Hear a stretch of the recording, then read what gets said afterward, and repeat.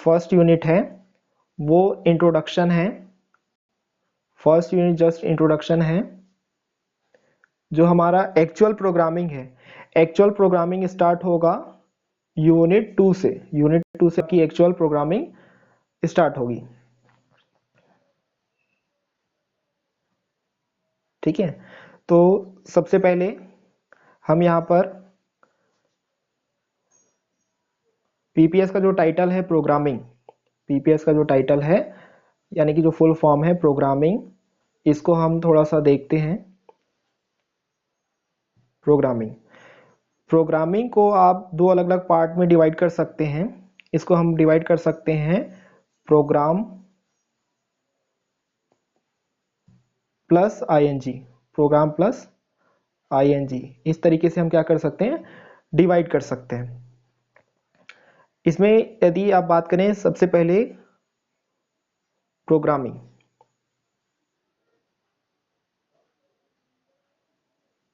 Audible है आवाज सभी को?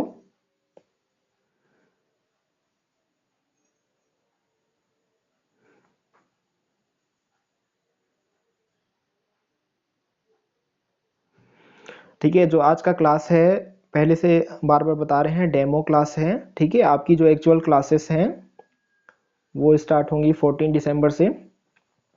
तो पीपीएस सब्जेक्ट के लिए मैं यहाँ पर कुछ आपको टेक्स्ट बुक बता रहा हूँ, text book for,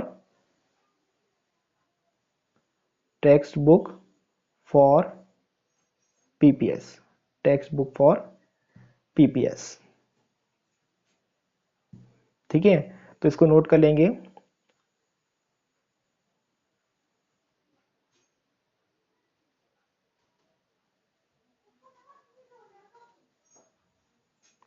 text book for PPS जो है ये है ANSI C, ANSI C programming, ANSI C programming by E Balagurusamy.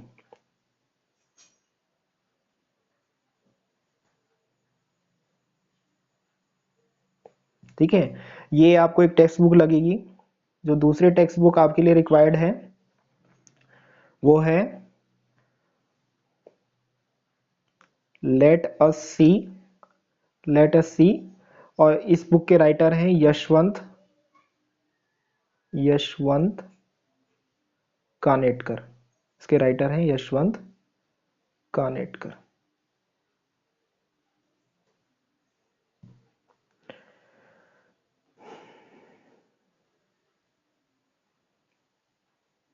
ठीक है, तो ये आपके टेक्स्ट बुक हो गए।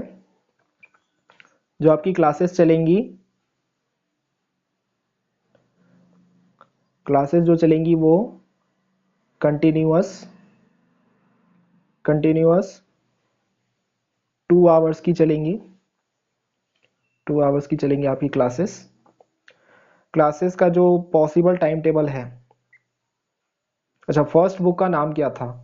अच्छा फर्स्ट बुक का नाम था आंसी सी,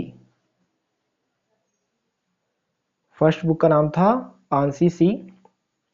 ठीक है, क्लियर हुआ?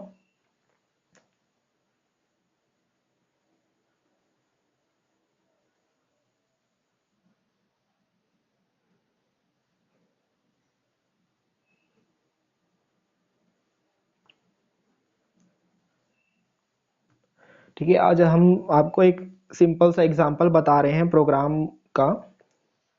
जब भी हम यहाँ पर हम आपको एक सैंपल सी, अच्छा राइटर, अच्छा राइटर पूछ रहे हैं। देखिए राइटर था, जो मैंने पहले आंसी सी बताया वो था ई बाला गुरु, ई बाला गुरु स्वामी। ठीक है, ये है फर्स्ट बुक का writer, this is the first book writer जो मैंने आपको पहला बताया आंसी सी। ठीक है, अच्छा सेकेंड बुक, ठीक है, सेकेंड बुक का भी राइटर का नाम बता रहा हूं मैं।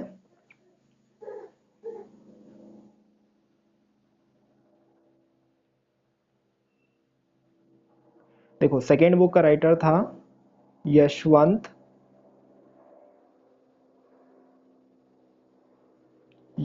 कानेटकर। सेकेंड बुक का राइटर था यशवंत कानेटकर। इसका टाइटल था लेट अस सी।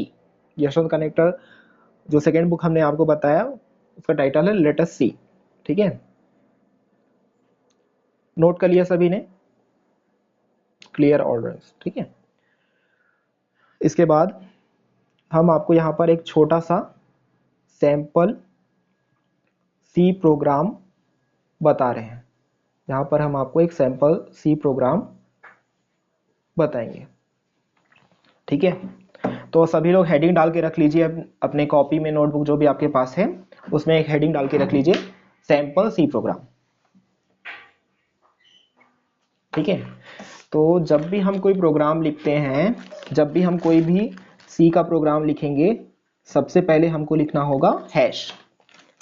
सबसे पहले हमको क्या लिखना होगा? हैश।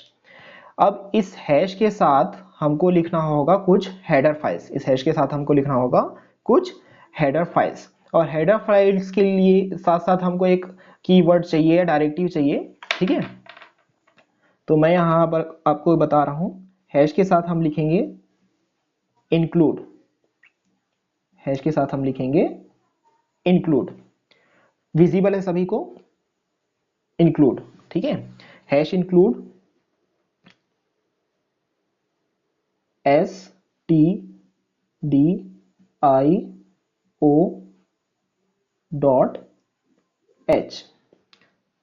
ठीक है, सभी को विजिबल है ये first line hash include stdio.h? कोई रिस्पॉन्स दे सकता है? ठीक है, आगे बढ़ते हैं।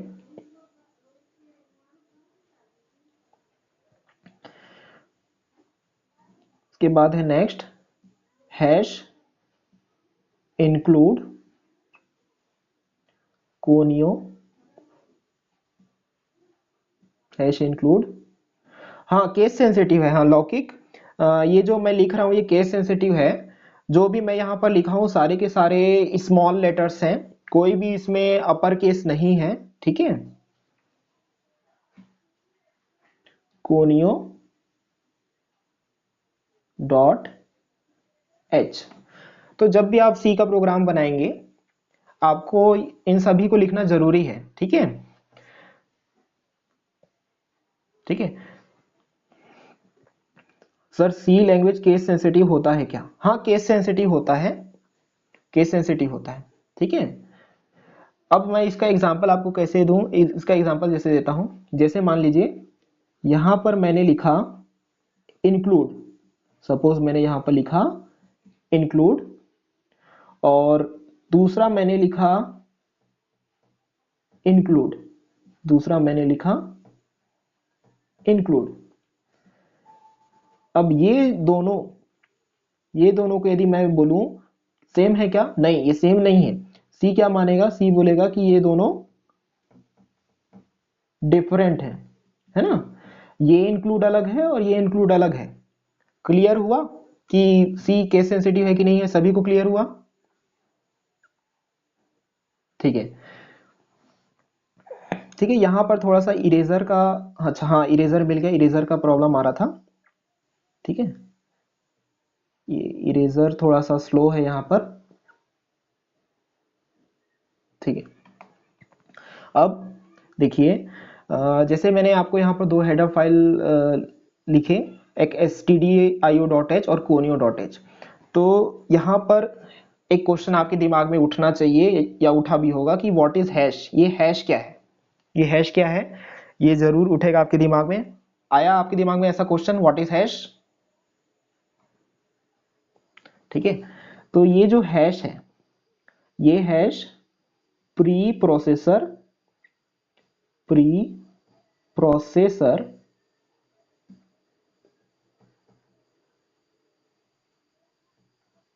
डायरेक्टिव है। ये जो हैश है ये प्री प्रोसेसर डायरेक्टिव है। ठीक है,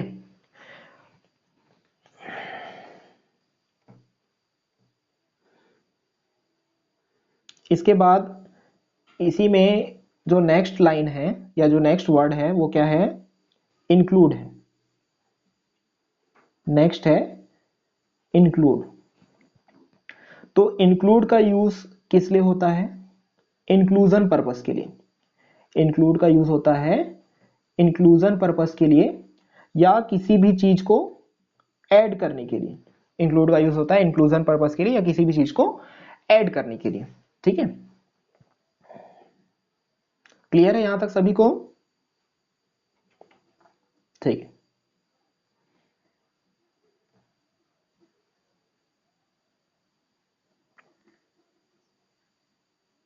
ठीक।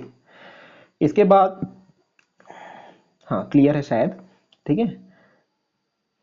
इसके बाद आप देख रहे होंगे कि ये stdio.h के बाद ये लेफ्ट साइड पे और राइट साइड पे कुछ ब्रैकेट लगे हुए हैं। ठीक है,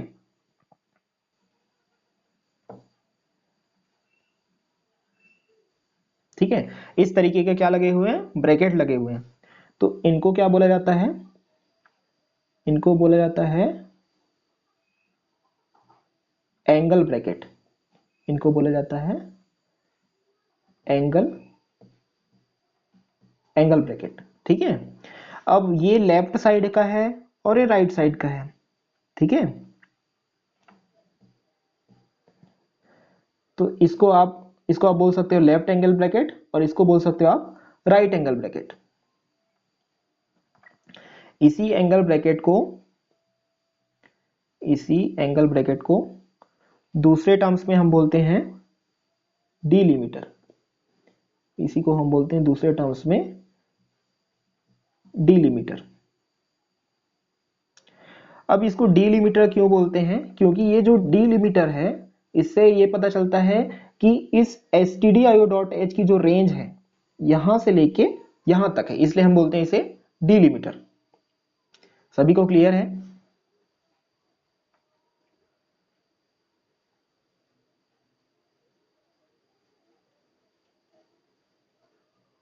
ठीक है, अब यहां पर आता है stdio। stdio का मतलब होता है, stdio का मतलब होता है स्टैंडर्ड स्टैंडर्ड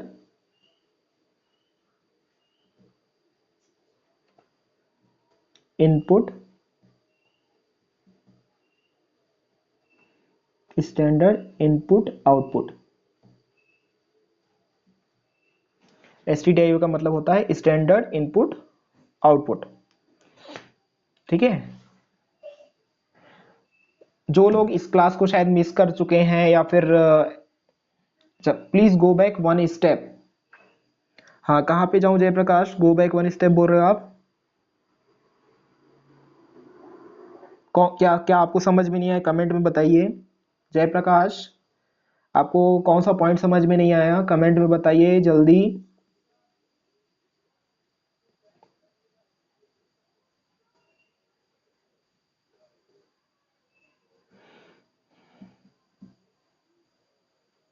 जयप्रकाश, आप सुन रहे हैं?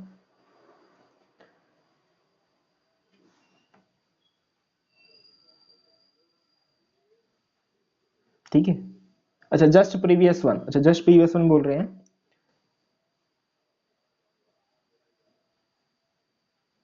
अच्छा ठीक है, stdio को मैं एक बार फिर से एक्सप्लेन कर रहा हूं। देखिए, ये जो stdio.h है ये एक तरीके का हेडर फाइल है जो कि किसी भी सी प्रोग्राम में इनपुट और आउटपुट को एक स्टैंडर्ड फॉर्म में कलेक्ट करने के लिए यूज होता है। जो stdio है किसी भी इनपुट को या आउटपुट को किसी भी सी प्रोग्राम में स्टैंडर्ड फॉर्म में कलेक्ट करने के लिए इस्तेमाल होता है। और ये जो है ये लेफ्ट एंगल ब्रैकेट है और ये लेफ्ट एंगल ब्रैकेट है और ये राइट एंगल ब्रैकेट है। इन्हीं एंगल ब्रैकेट्स को हम कह रहे हैं डीलिमिटर। क्लियर हुआ?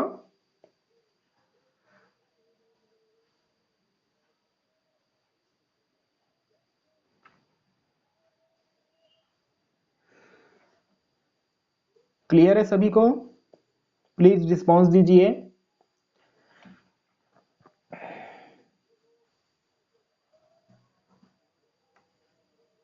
गॉट इट, ठीक है, थैंक यू। अच्छी बात है, आपको समझ में आ रहा है। हाँ, आ रहा है। हाँ निकिता, आप कुछ बोल रहे हो क्या? किसी को और कुछ डाउट है अभी तक? ठीक है, ठीक है, हाँ ठीक है, ओके।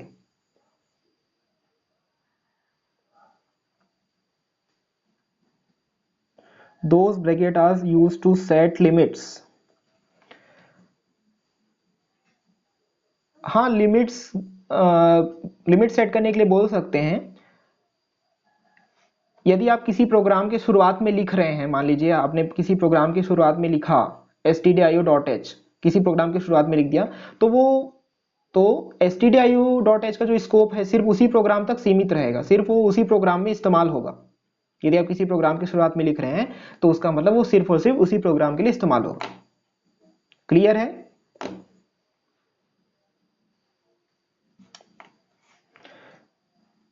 ठीक है, अब थोड़ा सा हम आगे बढ़ते हैं।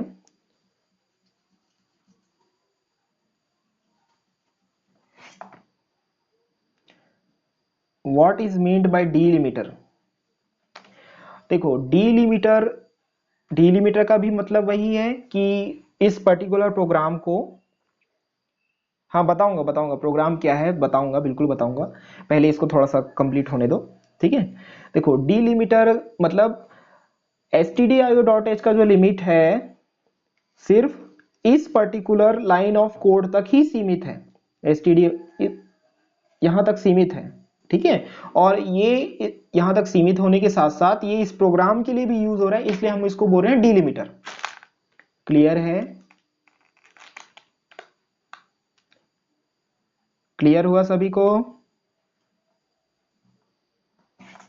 ठीक है, एक बार मैं डॉट एच को एक्सप्लेन कर लूं और कोनियो डॉट एच को थोड़ा सा बता दूं, उसके बाद मैं आपको प्रोग्राम क्या है वो भी बताऊंगा। ओके, ठीक है, ओके कहा सभी ने।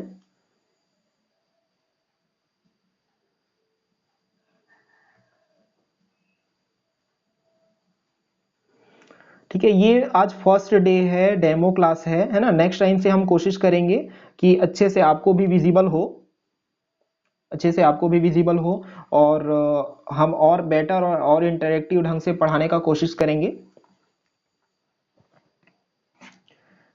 ठीक है, तो देखिए यहां पर एक और आ रहा है डॉट एच। ठीक है, ये डॉट है ना, इसको करेक्ट कर लेना, इसको अच्छे से लिखना, ये डॉट एच है। डॉट एच का मतलब होता है हेडर फाइल। ये ए है, HEADER, हेडर फाइल। अब हेडर फाइल का मतलब होता है बहुत सारे डिफरेंट डिफरेंट फाइल्स का कलेक्शन। हेडर फाइल में सिर्फ एक सिंगल फाइल नहीं होते, उसमें बहुत सारे फाइल्स का कलेक्शन होता है जो कि इनपुट और आउटपुट को कलेक्ट करने के लिए रिक्वायर्ड होता है। क्लियर है?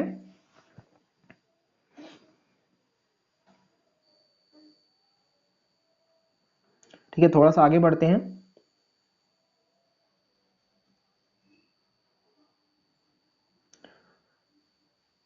Conio,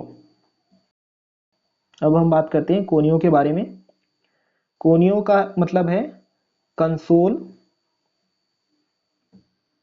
console input console input output, console input output.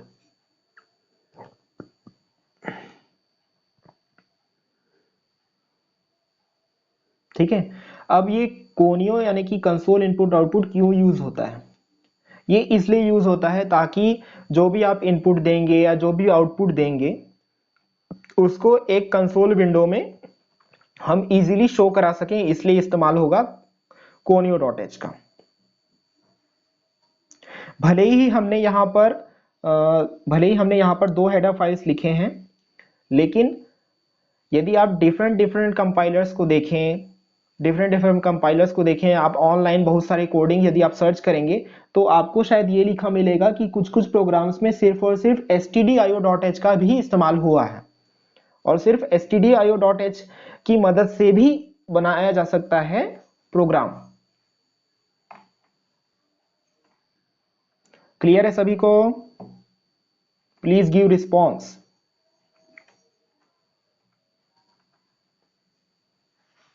ठीक है, डॉट एच का मतलब अगेन वही है, हेडर फाइल।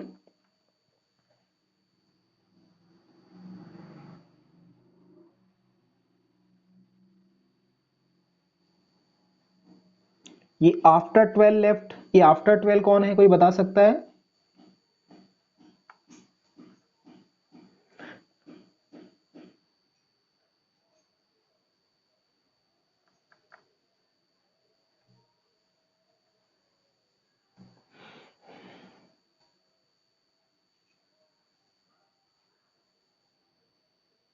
हाँ तुषार, मैं ये पूछ रहा था, ये अभी आफ्टर 12 नाम का कोई लेफ्ट दिखा रहा था, कोई यूजर, कोई स्टूडेंट आफ्टर 12, वो कौन है, आप लोगों में से कोई जानता है?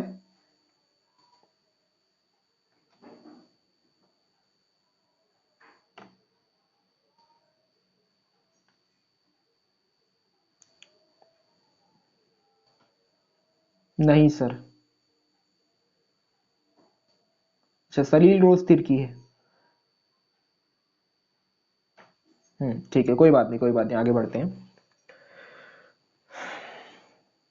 अभी थोड़ी देर पहले एक स्टूडेंट ने पूछा था कि व्हाट इज प्रोग्राम।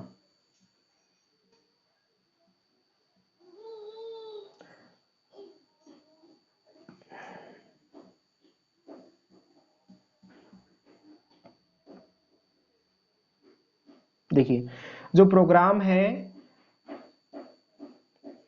प्रोग्राम को हम लोग बोलते हैं सेट ऑफ इंस्ट्रक्शन। प्रोग्राम का मतलब होता है सेट ऑफ इंस्ट्रक्शन, यानी कि एक ऐसा कलेक्शन, एक ऐसा फाइल जिसमें बहुत सारे इंस्ट्रक्शंस हम इस्तेमाल कर सकते हैं, वो कहलाता है प्रोग्राम। क्लियर हुआ सभी को? और एक प्रोग्राम की मदद से हम किसी भी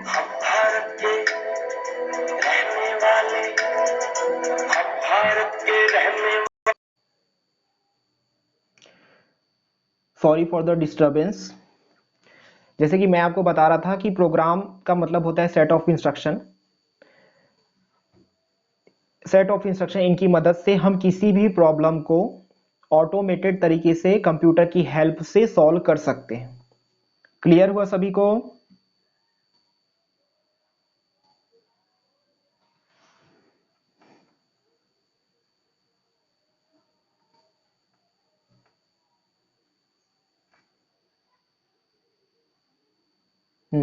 ठीक है, क्लियर हो गया, अच्छी बात है।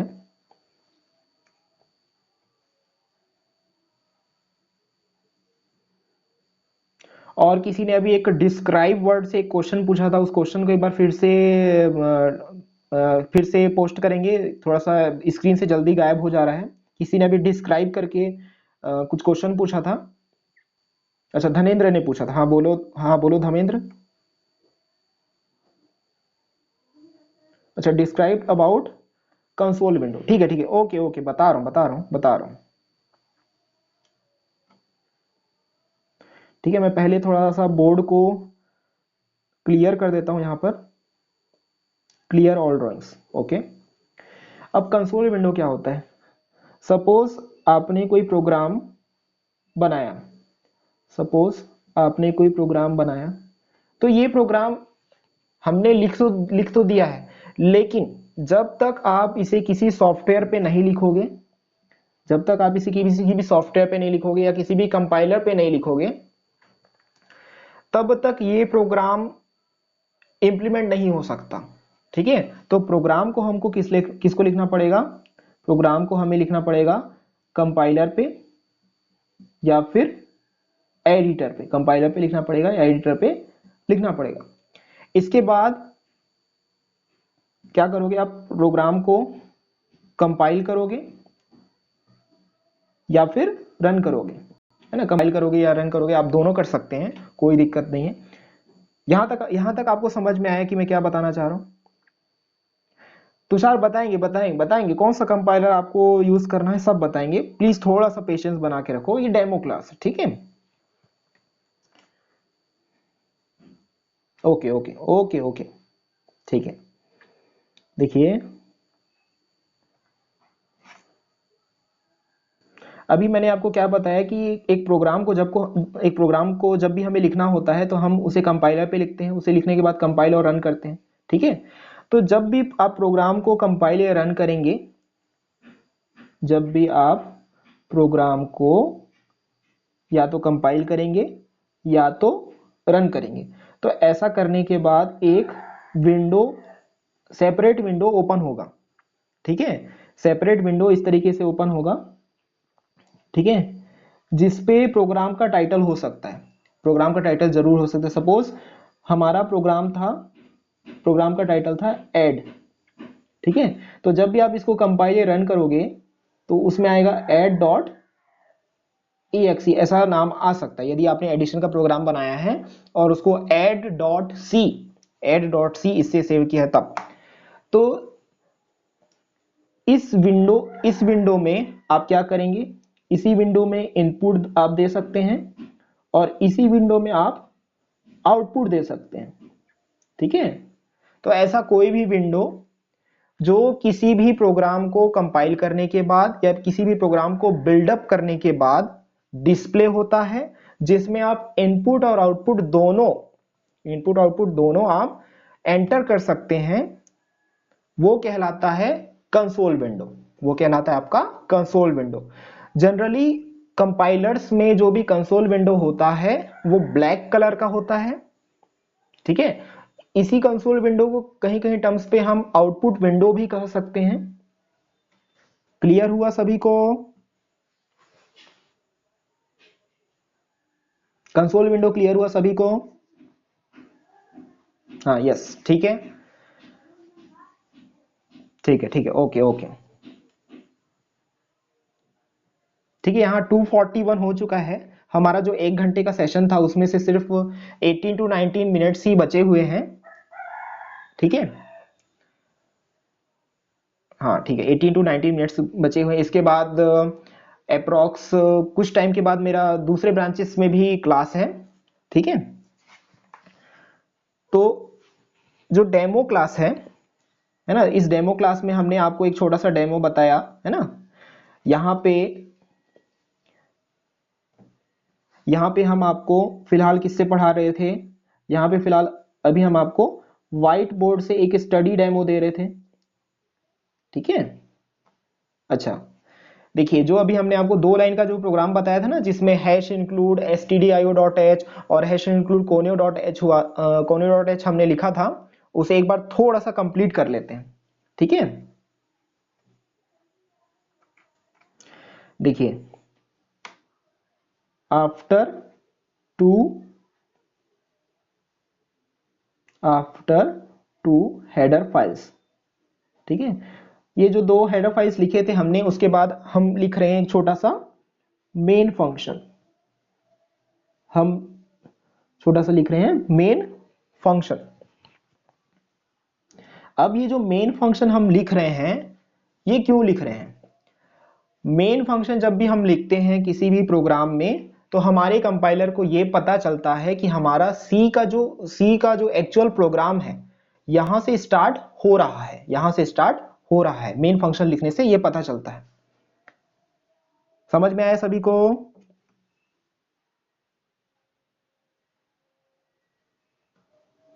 ठीक है, आगे बढ़ते हैं। अब इस मेन फंक्शन के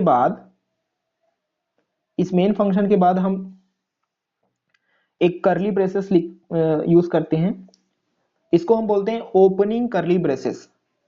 ये जो ब्रेसेस अभी हमने लिखा यहां पर, इसे हम कहते हैं ओपनिंग करली ब्रेसेस। क्लियर हुआ सभी को? ठीक है। अब मान लीजिए इस ओपनिंग करली ब्रेसेस के अंदर हमने लिखा print F, print F GEC, ठीक है। हाँ, अभी आप क्या क्वेश्चन पूछ रहे थे, मेन फंक्शन वाला? एक बार क्वेश्चन को फिर से रिपीट करेंगे, स्क्रीन से गायब हो गया क्वेश्चन।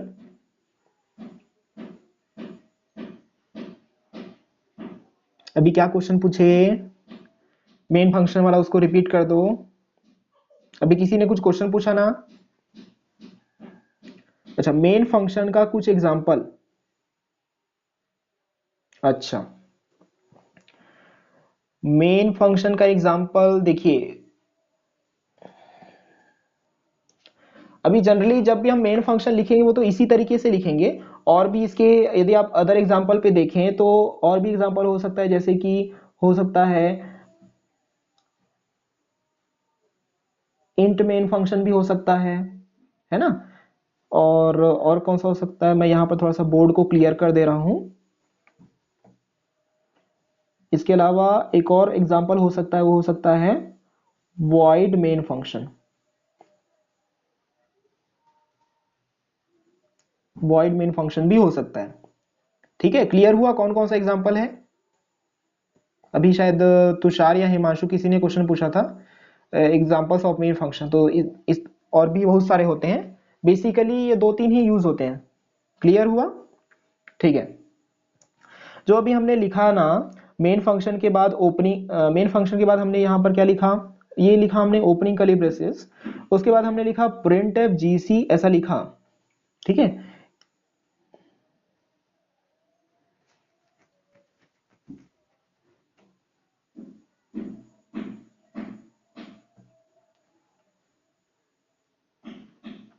ठीक है, इसके बाद कर्ली ब्रेसेस क्लोज, इसके बाद क्लोजिंग कर्ली ब्रेसेस लगाएंगे कुछ इसी तरीके से। देखो, मेन फंक्शन के आगे हैश लगाने का जरूरत नहीं है, लेकिन मेन फंक्शन के बाद ऐसा ब्रैकेट लगाना जरूरी है। मेन फंक्शन के आगे हैश नहीं लगेगा, ठीक है, क्योंकि main function is not a header file, main function आपका कोई हेडर फाइल नहीं है, ठीक है। तो इतना जो मैंने आपको एक छोटा सा सैंपल प्रोग्राम बताया है, इसे आप जरूर रन करके देखेंगे, ठीक है। आप कौन से कंपाइलर पे रन करेंगे, मैं आपको नाम बता रहा हूं अभी, ठीक है।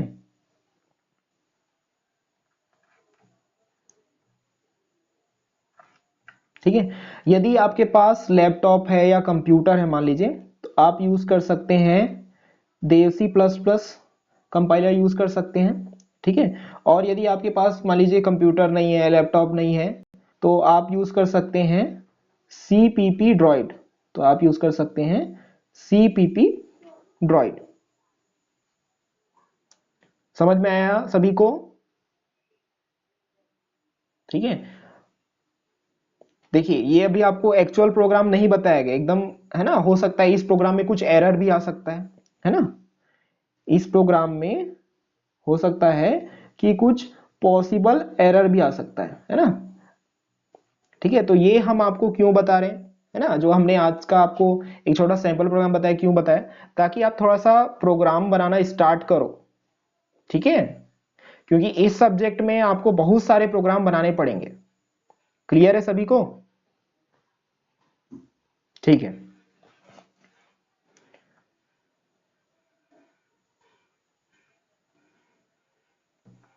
तो ये एक छोटा सा सैंपल प्रोग्राम था, ठीक है।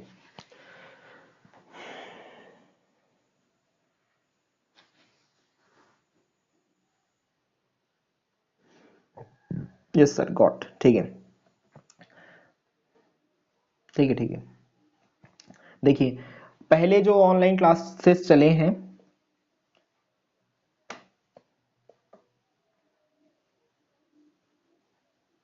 पहले जो भी ऑनलाइन क्लासेस चले हैं, उनमें जो जनरली टाइम टेबल फॉलो कैसे हुआ है, 11 AM टू 1 PM इस तरीके से फॉलो हुआ है। अच्छा, आवाज कट रही है। हाँ भास्कर, नेटवर्क इशू हो सकता है, नेटवर्क इशू में आवाज थोड़ी कटेगी ही।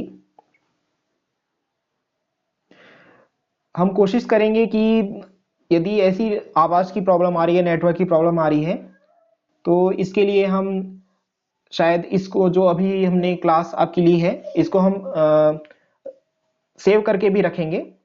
अच्छा कुछ बोल रहे हैं नो सर क्लियर है, ठीक है ठीक है, कोई दिक्कत नहीं, कोई दिक्कत नहीं, होता है, नेटवर्क प्रॉब्लम है। अच्छा अब क्लियर है बोल रहे हैं, ठीक ठीक, कोई दिक्कत नहीं।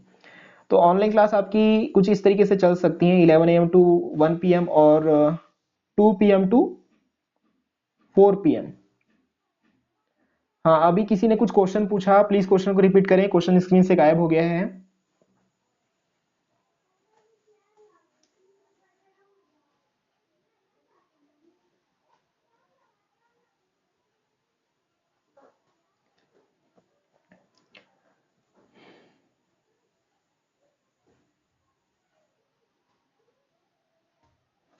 Okay sorry for the disturbance.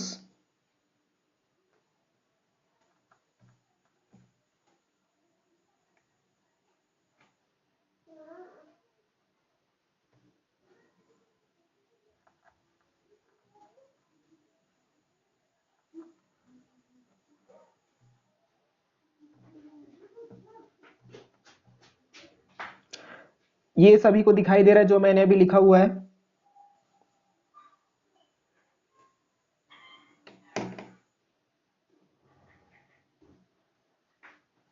Yes ठीक है। अब ये जो क्लासेस चलेंगी आपकी, जो टाइमिंग मैंने आपको बताया है, ठीक है, क्लियर है, क्लियर, ठीक है ठीक है, ओके ओके।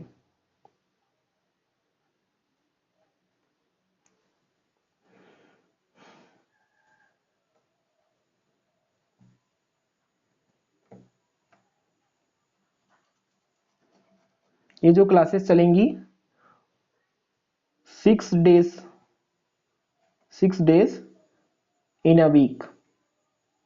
हाँ कृष्ण कुमार आप कुछ पूछना चाह रहे हो क्या? कृष्ण कुमार।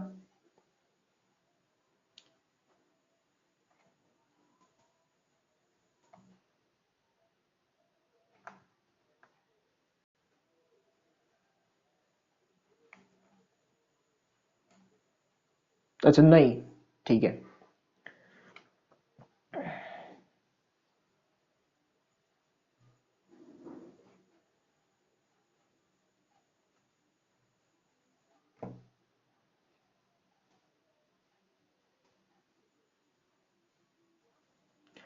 ठीक है, जैसे कि मैंने आपको शुरुआत में बताया कि किसी एक सिंगल सब्जेक्ट का भी लगातार 2 आवर्स का क्लास चलने वाला है, तो उसके लिए सजेशन ये होगा कि सभी लोग अपने मोबाइल में सफिशिएंट आप डेटा पैक जरूर रखें, सफिशिएंट डेटा पैक जरूर रखें। कभी कभी क्या होता है मोबाइल में डेटा पैक आपका ना कम होने की वजह से भी नेटवर्क स्लो हो जाता है, ठीक है, क्योंकि आपकी जो डेटा स्पीड है पूरा रिड्यूस हो जाता है, 64 KB तक जो है डेटा स्पीड रिड्यूस हो जाती है जब आपका डेली स्पीड कोटा खत्म होता है। तो इसलिए आप जो है अपने मोबाइल में सफिशिएंट डेटा पैक रखें, ठीक है।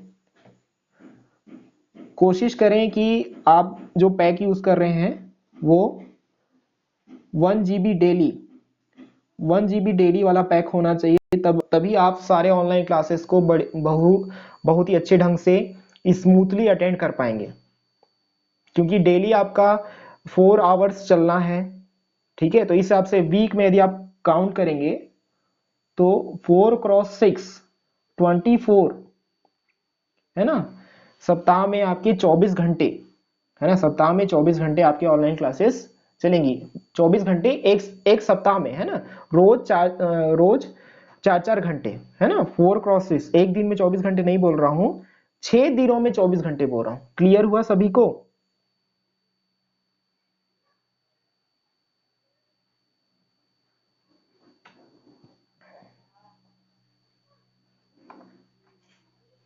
ठीक है ठीक है, लास्ट 5 मिनट्स बचे हैं, किसी को कोई और डाउट है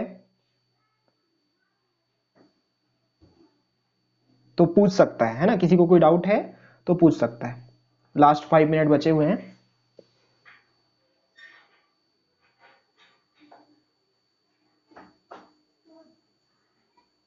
अच्छा पूछना है डाउट, निमेश डाउट पूछना है आपको? अच्छा नोट्स रफली बनाना है, नहीं, ये आपके ऊपर है, आप नोट्स रफली बनाना है, फेयर बनाना है ना, जैसा आपको पढ़ने में आसानी हो आप वैसा नोट्स बनाओ, कोई दिक्कत नहीं, ठीक है। ऐसा लिखो कि आपको समझ में आ जाए।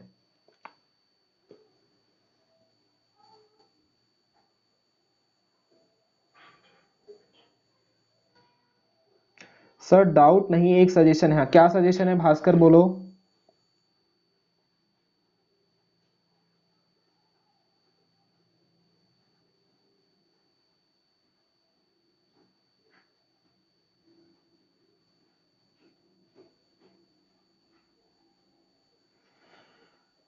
भास्कर, क्या डाउट है, जल्दी बताइए।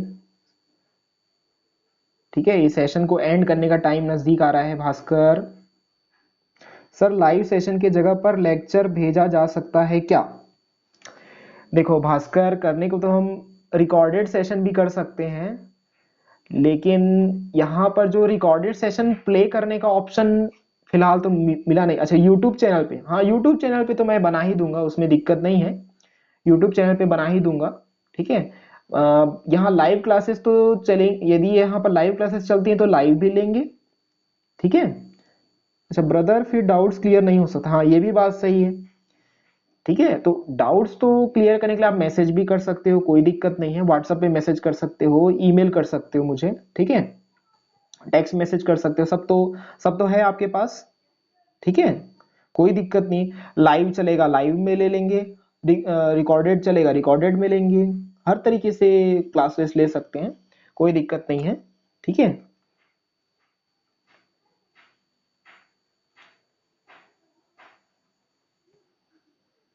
अच्छा, सबको जो सही लगे। अच्छा, अब सबको जो सही लगे बोल रहे हो तो उसके लिए तो फिर वोटिंग कराना पड़ेगा।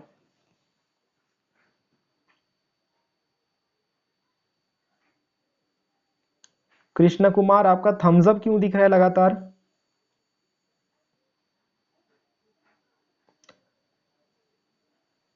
सर क्लासेस के बाद आप वीडियो लेक्चर भेज देना। अभी क्लास चालू तो होने दो हिमांशु। सर अगर पीडीएफ मिल जाता तो अच्छा रहता। हाँ कोशिश करेंगे, कोशिश करेंगे। देखो ये फर्स्ट क्लास है ना, हमें भी थोड़ा सा प्लेटफॉर्म को समझना पड़ रहा है। ठीक है, जैसे आपके लिए नया है वैसे हमारे लिए भी नया है ना। ऐसा नहीं है कि हम बहुत पहले से इसको इस्तेमाल करते आ रहे हैं, हम भी इसको पहली बार इस्तेमाल कर रहे हैं, आज आज मैंने पहली बार इसको इस्तेमाल किया, बिल्कुल। ठीक है।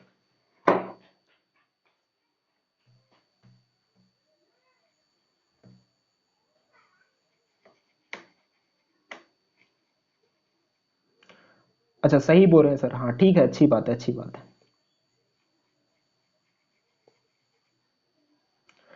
ठीक है, लास्ट के 3 मिनट्स बचे हुए हैं। ठीक है।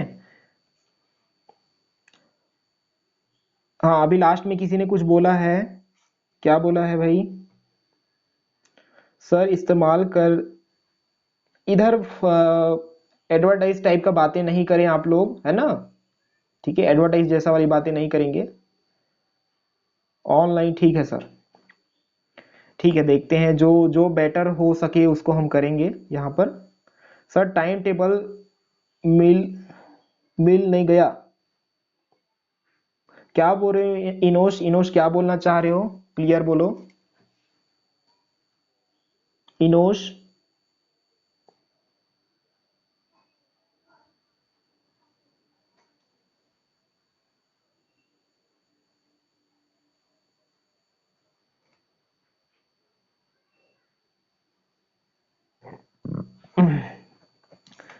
सर टाइम टेबल कब तक मिल जाएगा?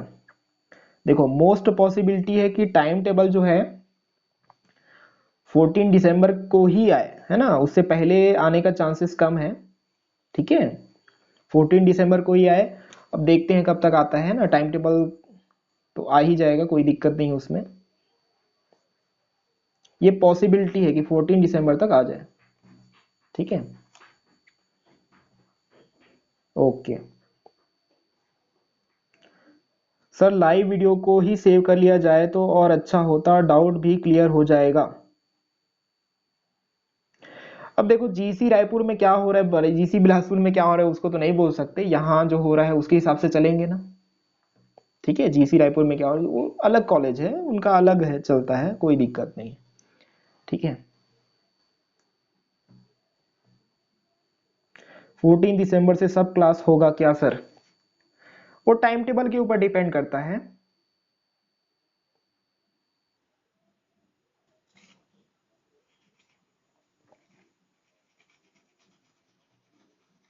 ठीक है, लास्ट का 1 मिनट बचा हुआ है। ठीक है, ठीक है, चलिए आज के सेशन में, आज का सेशन हम हंसीर जो टॉपिक आप पढ़ोगे उस टॉपिक का पीडीएफ शेयर कर देना sir. Any suggestion for us? ठीक है, सजेशन हम बता देंगे आपको व्हाट्सएप ग्रुप पे, जो भी आप लोगों के लिए सजेशन होगा हम आपको बता देंगे, उसमें कोई डाउट नहीं है। ठीक है, ठीक है, आज का सेशन बस इतना ही। Thank you. ठीक है, मैं यहाँ पर अब सेशन को एंड कर रहा हूँ। सभी लोग लेफ्ट हो जाएं। ठीक है, थैंक यू।